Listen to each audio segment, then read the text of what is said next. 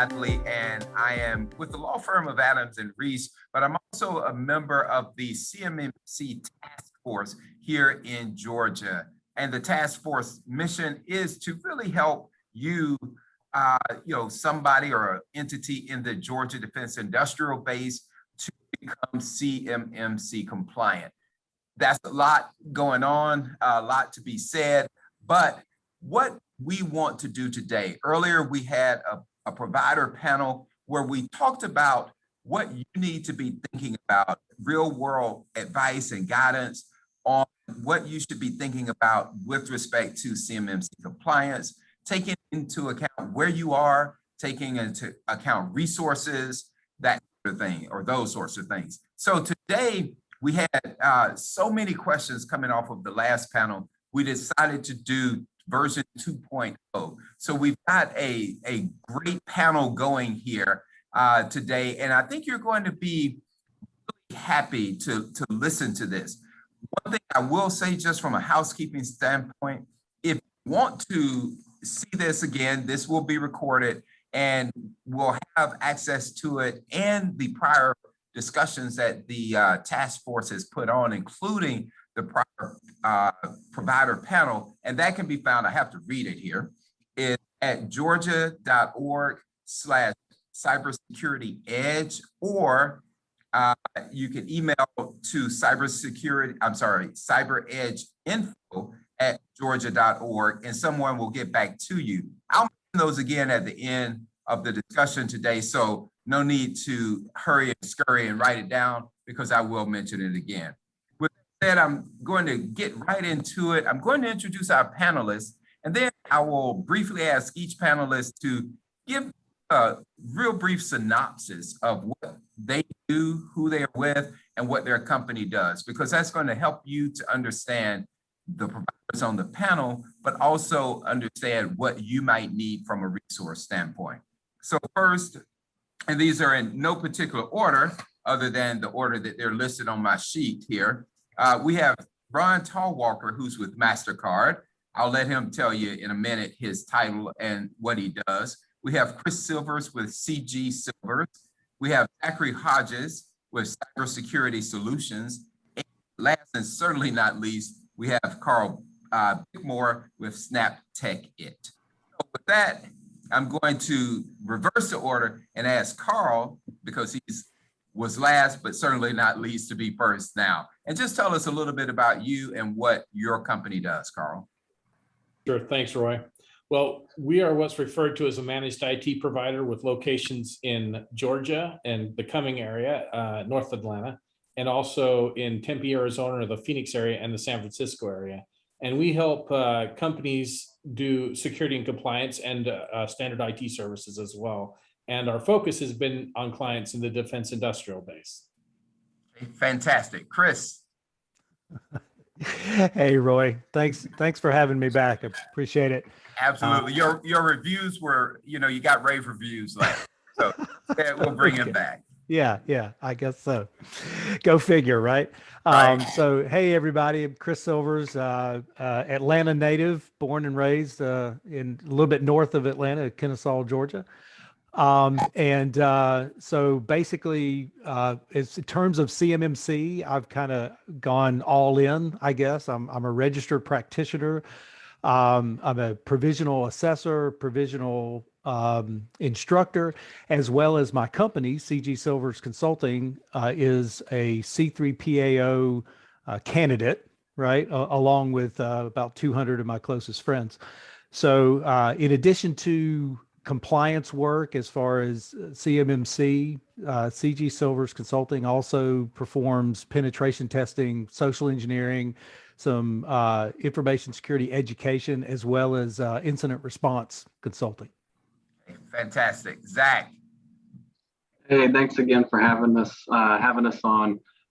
So Zach Hodges, I'm the VP COO of Cybersecurity Solutions. We're a registered provider organization. Myself and several other members of my team are RPs.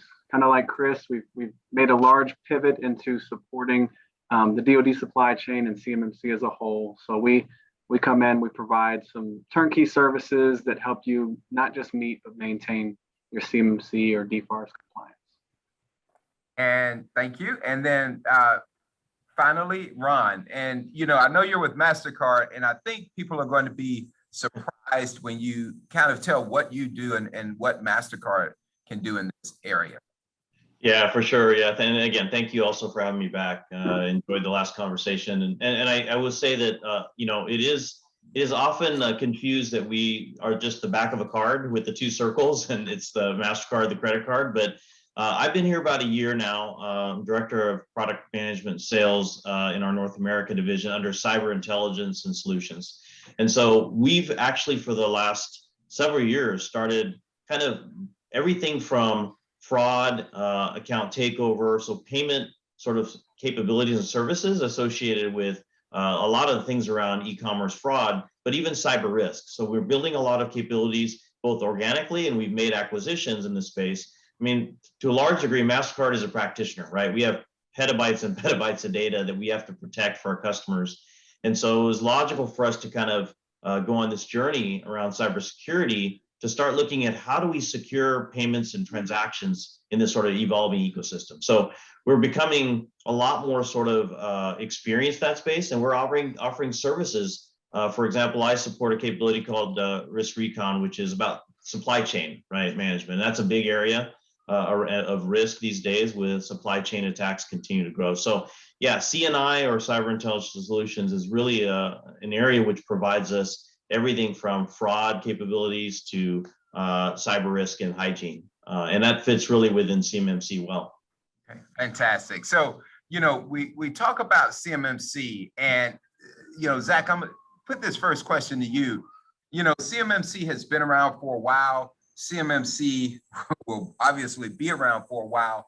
One of the things that we often hear is, do I have to comply? When do I have to comply?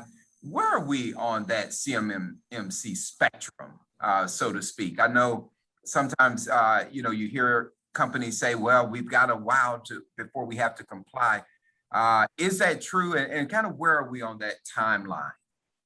Yeah, that's a great question, Roy. So we just got asked this question on a panel at AFCEA TechNet last week. And we actually got some resonation from the crowd. So far, we've gotten a lot of pushback and a lot of that same feel of, well, it's not here yet. Right. So where we're at today and what we've heard recently is that we know that there's 3 C3PAOs that have been listed on the AB website as ready to go, right? So they could technically do scans today or do assessments today. But what we're looking at is what we've heard is there's a group of 30 or so companies that they want to run through the process first. And they're waiting until the AB and the DoD is waiting until they get 5 or 6 C3PAOs put together to start doing those assessments. So a big piece of what we've been explaining to people is don't wait. We just did a big contract with the state of Georgia, actually with Cassia and Amy's office, on assessment scans to kind of understand where people are today. And we got that question, well, do we have to start CMMC now and today? And the question is no, you don't have to start today, but you're at a disadvantage to those other companies that may be ahead of you, some of your competitors that may get opportunities that you failed to get for not being compliant when the time comes. That's great advice. And you're right. I mean, people tend to procrastinate, and this is not an area that procrastination is going to be your friend. Zach mentioned 3 CPAOs and some in waiting, and I know you're kind of in waiting yourself. What do you tell people? 2 things, 2 questions here. One, what do you tell people about that when they say, well, there are no C3PAOs out there anyway, so we don't have to do it? But then secondly, and this is probably the bigger question, is getting towards resources. What if somebody says, well, I can't afford to buy, to hire a C3PA, or I can't afford to do these types of assessments, or, and this is a question for everybody, how much is it going to cost me to do this thing? And, people that are listening today really run from, companies that haven't really done much all the way to companies that are well down that path. But what do you say to people? And this is to Chris. Oh, okay. I thought you were still talking to Zach. I was ready to hear the answer, Zach. I was like, yeah, yeah. Yeah. Awesome. Yeah. So, Roy, it's interesting. The CMMC ecosystem is changing, right? In fact, I had to kind of go out to their website to check because I was on a forum call earlier today where the fourth C3PAO was approved. So with Boston Government Services. And that was on Friday. I think it was like a 5 o'clock Friday kind of thing. So yeah, I know it's weird. That's how fast this is moving. And it's really weird. It's been kind of a hurry up and wait type situation where, they came out, they had all these great plans earlier this year about that there were going to be 15 contracts and any supplier involved in those 15 contracts was going to need to be certified before the end of the year. And they were expecting the training to roll out, tomorrow or September 1st. Turns out that it looks like the training's not going to be starting to roll out until like third week of October, first week of November. And that's just for the CPP training. That's like the first level assessor training, right? So there's a lot of moving parts to this. And the other thing, what I tell people is, it doesn't cost anything but time to learn about CMMC, right? There is a lot of information out there. Now, who wants to go read, a 100-page document on the ins and outs of CMMC? Not me, obviously, but that information is out there, and I don't think it's too late or too soon to study it and to learn about it. Right. Because there are some hints you can get ahead of yourself. I've got several clients that I've been working with on doing what we call a gap analysis. Okay. So what that means is I come in and basically do like a mock assessment. I don't tell them exactly what they need to do to be compliant. And the reason I don't is because if I don't tell them exactly what to do consulting, then they can engage me later to do the certification assessment without any conflict of interest. So that's kind of where I pitch it over to folks like Karl and Zach and Ron to help them design their remediation solution. Right. So I think it's important to kind of separate this into basically 3 stages, right? You first get an idea of how far you are along the lines, because some of these companies that I talk to, they actually have a lot more going on security wise than they think. And then they can realize, okay, well, now I know how big the elephant is and what bites I need to start taking. Right. So do that initial gap analysis, then go through a remediation process, which is probably going to be 6 months, a year, right? Expect that, then get to where you're ready to get a certification. Don't think that you're going to do that in one day. Gotcha. No, that's really helpful in terms of helping people to understand the timeframes. That you say something, and so I'm going to throw it to Karl and to Ron to get your thoughts on this. And, there are a lot of providers out there, and, we have 4 great ones on the panel today, a lot of providers out there. If you are just starting your CMMC journey and you're trying to find a provider, what questions should you be asking those providers? What certifications should you be looking for? I mean, you can Google it and say, CMMC assessor, or but does that get where you want to go, especially given kind of the time frame and the timeline that Chris just laid out? Karl, Ron, I'd love to get your thoughts on that. Yeah, I'll jump in on that. Thanks, Roy. So here's the thing. And the first is that, the accreditation body, CMMCAB, has registered providers, third-party assessment organizations, and registered practitioners. And to be perfectly frank, when you're looking for somebody to guide you on your CMMC journey, you should be looking for somebody that is a registered practitioner, part of an RPO or an auditor.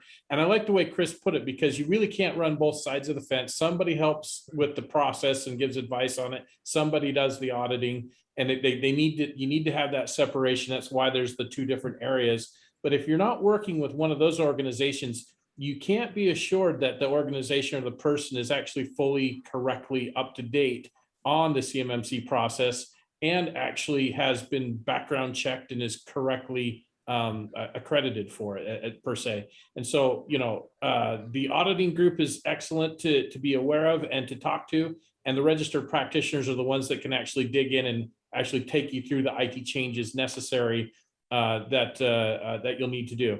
And I have a couple of comments about the timing thing. In my experience, I've seen some companies, the way Chris, where they referred to, where they have a lot of security things already going on. But I must say, in my experience, I see a lot more that are at ground zero.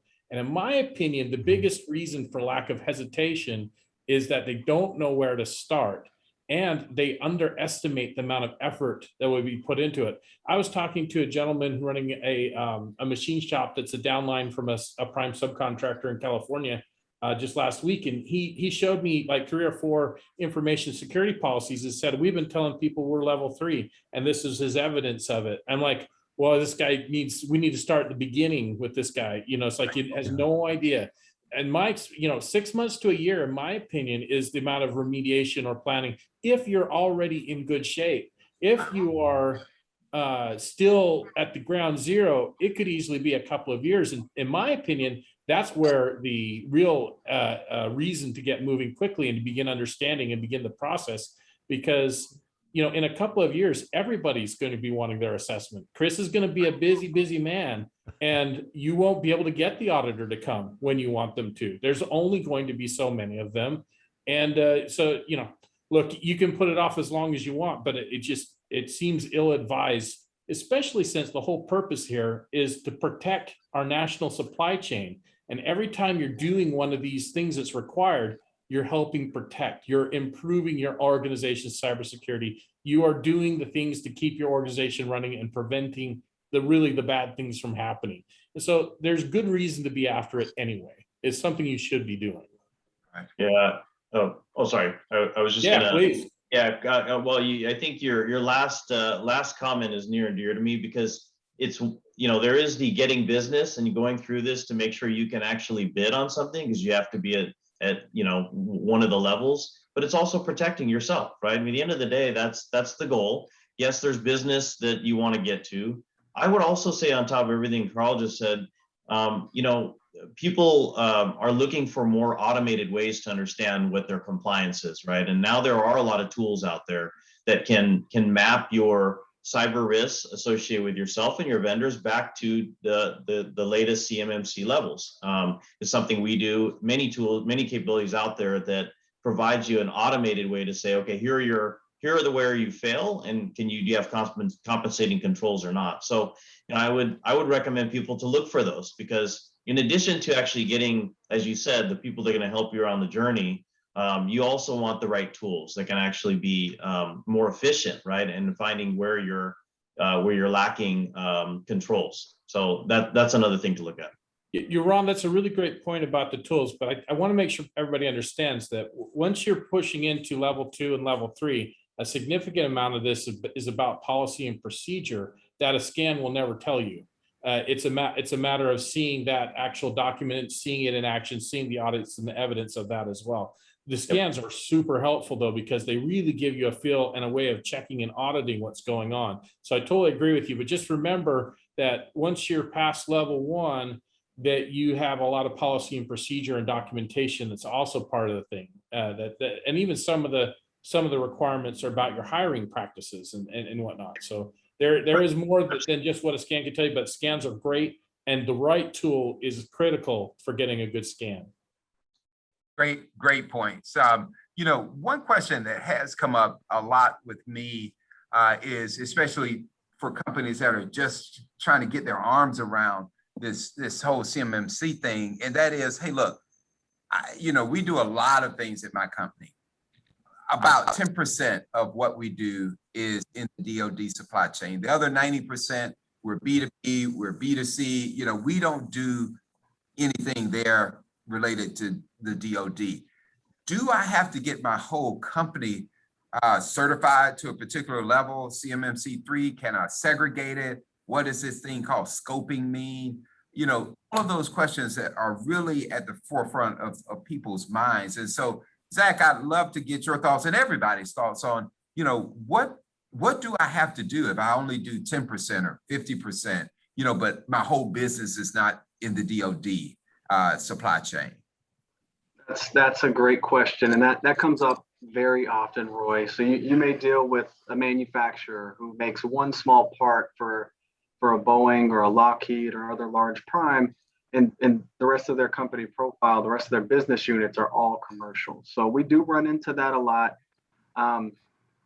How we approach that, there's two ways. So yes, there is always a way that you can scope the network. There's always a way that you can set up an enclave to kind of separate those two environments. However, I don't believe that people should look at it as it's two different worlds in a sense, right? So maybe your policies, your procedures, certain other aspects, you know, for CMMC need to be taken care of.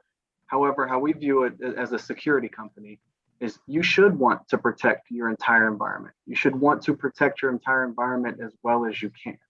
I think that oftentimes we look at these compliance-driven areas and we say, oh, it's expensive, or, oh man, this is going to take so much time. But we have to take a step back and not look at it from a compliance perspective purely. Look at it as look at it from a security perspective. This is going to allow me to better protect my network.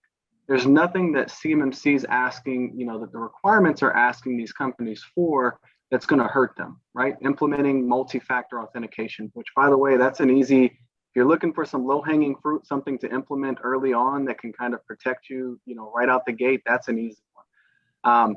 But having proper policies and procedures to how your organization, how your employees are going to act or interact when it comes to sensitive information or using their computers, down to the equipment that you put in to protect. So I get it that there's a large expense for a lot of companies that have nothing implemented today, which is, as Karl mentioned before, that's what we're seeing a lot of. There's not a lot, you know, we go in and do these assessments. We don't see a lot of SIMs installed. We don't see a lot of heavy policies and procedures that are surrounded by IT or security requirements.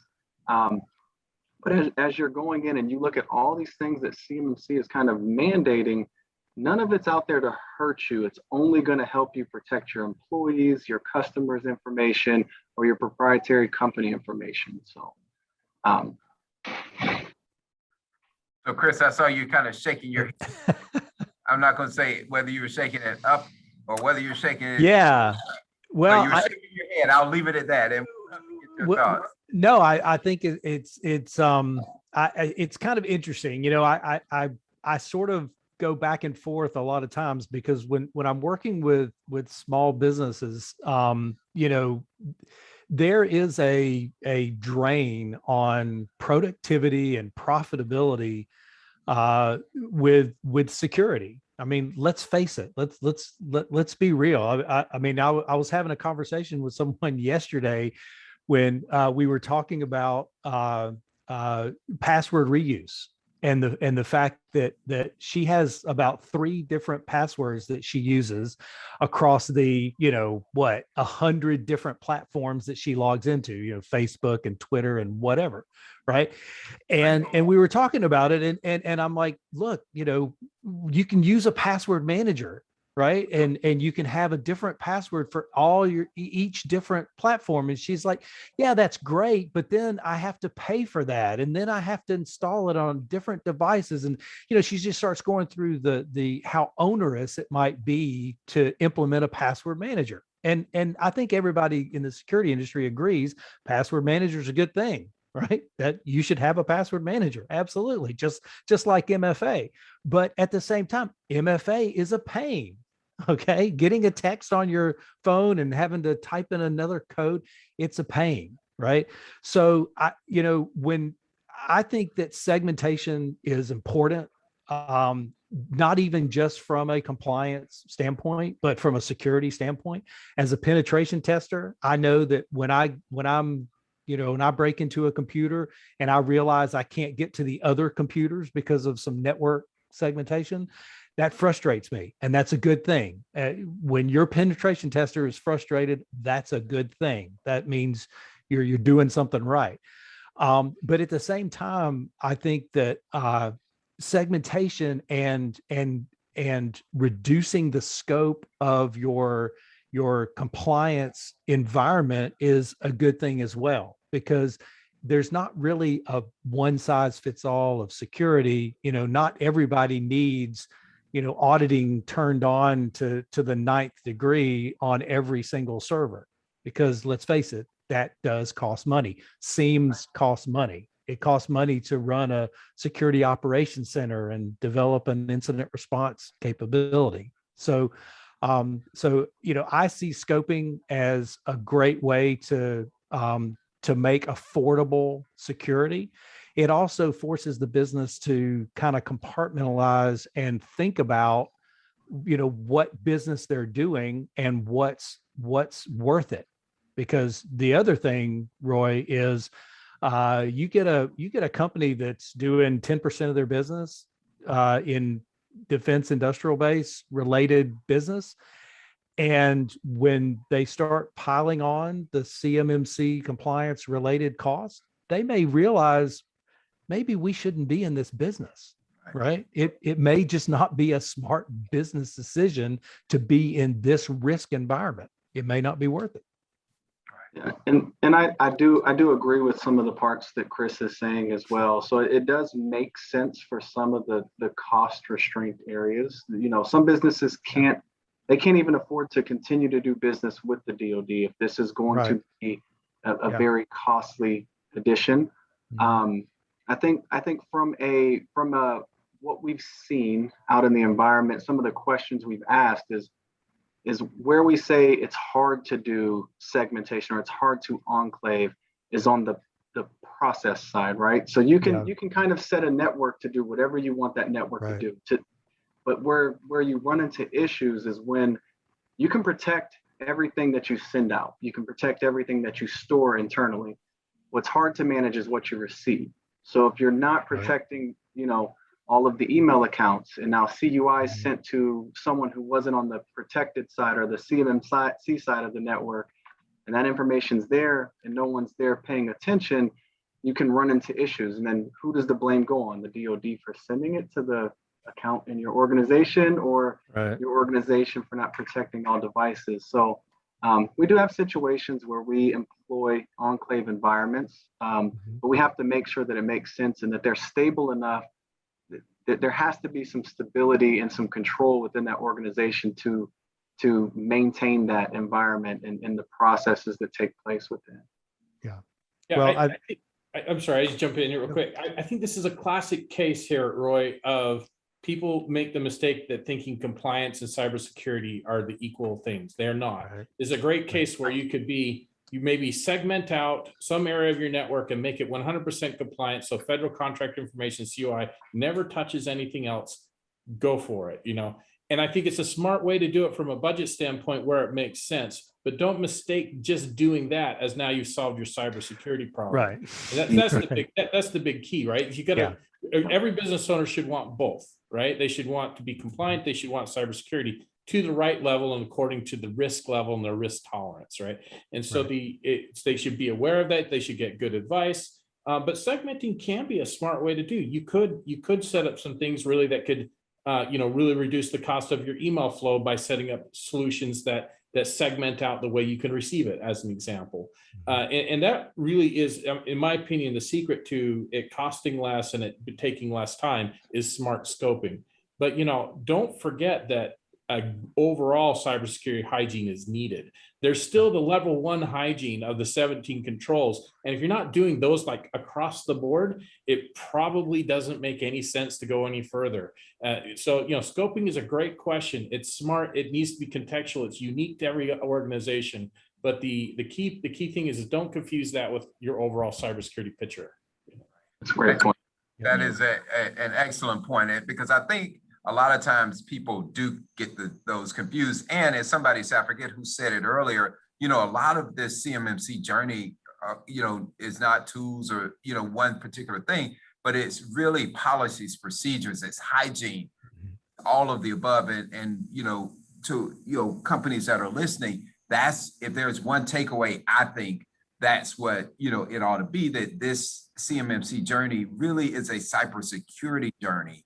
And you need to be looking at it holistically and with, proper cyber hygiene in mind. Right. That's Roy's opinion. So we're getting close to the end here. And so I am going to ask, and I'll start with you, Ron, so you can kind of get the brain wheel turning. If there is one thing that you would say to the audience, realizing that, you've got companies that are just starting, you've got companies that are near the end of the journey. One of my colleagues said the Georgia Department of Economic Development kind of phrased it as you're trying to teach one class for kindergartners through PhD students. But if there's one thing that you could relay, one closing thought in terms of CMMC and that CMMC journey from a practitioner standpoint, or from a practical advice standpoint, what would it be? And Ron, I'm going to start with you.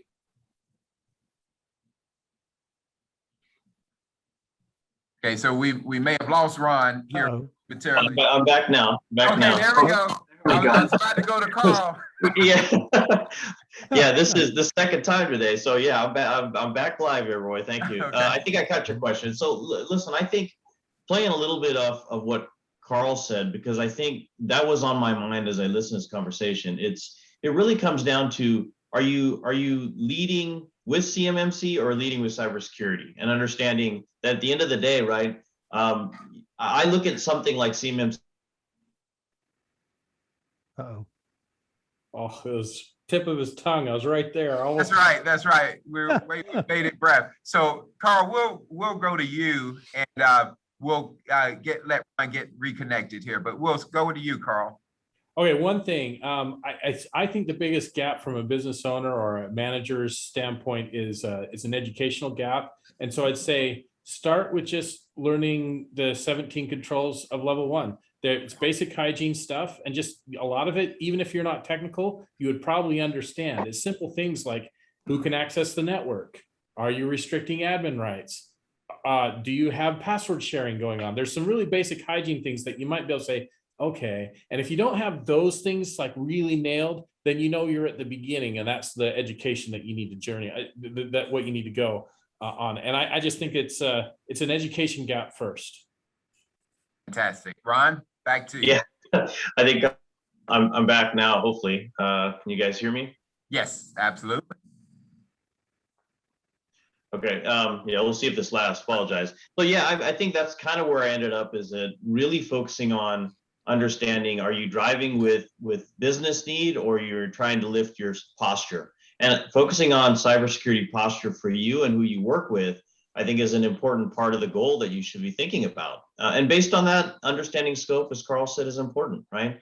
Figure out what's low-hanging fruit, what you need to get your business done, but where do you need to be fully secure in all your sort of interactions and relationships?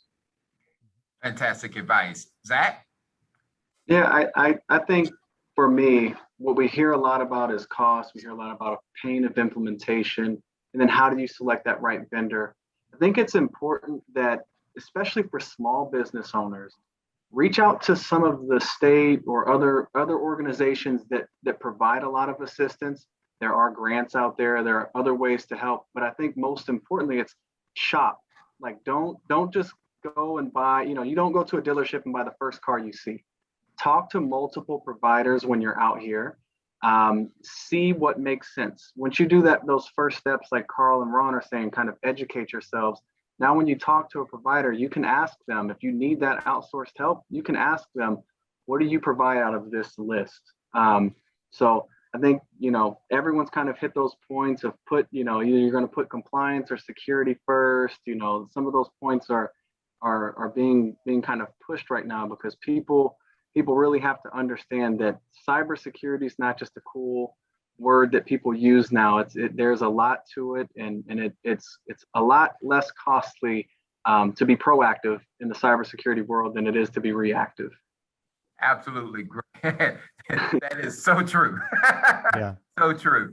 Chris, we will close it out with you. Chris, our registered practitioner, our soon to be 3PA. I always get it. C3PAO sounds like Star Wars there. That's right. Soon to be, your final thought. Well, I think I want to kind of pick up on something Karl and Ron were talking about, the policy and procedure, because CMMC is actually a little bit unique compared to other compliance frameworks in that it requires adoption of practices. And this is kind of a key here, because it's not even, Karl was talking about the 17 controls. They've even changed the language, right? They talk about 17 practices. And I was on an engagement a couple of weeks ago with a manufacturer, and instead of just showing me a policy or even a detailed procedure, show me that you're actually doing these things, right? That you're kind of living these practices. And where does that start? That starts at the top. So you've got to have executives who, to kind of touch on what Karl was saying as well, is it's education. You've got to train the executives to start living and breathing some security awareness, right? Stop doing risky behaviors. And that's even one of the practices. It's under the security awareness and training, right? Do they recognize risky behaviors, and are they learning not to do those things, right? Don't send an email to an employee and ask them to go get a gift card for you over at Target and send you the gift card number, because that's what scammers do. And if you do it, then your employees are going to fall for that trick every time. Right. So great advice, gentlemen. Again, I think anybody on the call today, on this webinar, this is a journey, but like all journeys, you have to take that first step. And so, I would say, take that first step. There are lots of resources, Zach said, there are a lot of state resources out there. Again, going to, the Georgia Department of Economic Development, which is going to be at georgia.org/cybersecurity edge, is going to be a great resource for you. I'm increasingly hearing other resources like CISA.org can potentially help with assessments and things like that around CMMC. So with that, gentlemen, thank you so much for taking part in this panel. As always, like last time, it was great. I know Angela Gittens, who is on her CMMC journey with her company, gave some great advice about her journey earlier. So that combined with this, just fantastic. Again, gentlemen, thank you so much and take care. Thank you.